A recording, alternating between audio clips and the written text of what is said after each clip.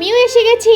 মনা, এদিকে আসিস না, খালি পায়ে থাকলে পায়ে ব্যথা পাবি। ওরে বাবারে, কি জোরে ব্যথা পেলাম। আমি তোকে বলতে না বলতেই তোর পাটা কেটে গেছে। মা, তুমি আমাকে জুতো কেন কিনে দিচ্ছ না? আচ্ছা চল, আজকে তোকে আগে জুতো কিনে দেব। বাবু, এই জুতোটা তো তোর পায়ে হচ্ছেই না। বাবা, এই জুতোটা ছাড়ো, তুমি আমাকে না হয় নতুন জুতো কিনে দিও। চলো বাবা, তাড়াতাড়ি যাবো। এই রামু, এই জুতোগুলো আমার ছেলের পায়ে হচ্ছে না, তোর ছেলেকে না হয় দিয়ে দিস। ওই মালিক তো দেখছি পুরনো জুতো দিচ্ছে।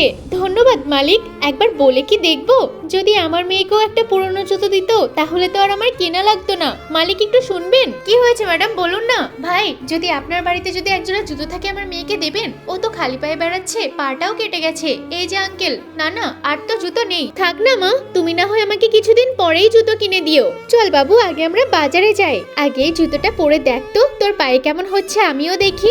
বাবা, এই জুতো তো আমার পায়ে ছোট হয়ে যাচ্ছে। কি, তুই নিজে পছন্দ করে নিলি? সরি বাবা। এই নাও বোন, তোমাকে জুতো দিলাম। আরে তোমার বাবা তো বললো জুতো নেই, আমি তো দোকান থেকে ইচ্ছে করে ছোট জুতো কিনেছি ওকে দেওয়ার জন্য। আরে সত্যি, তুমি তো খুব ভালো।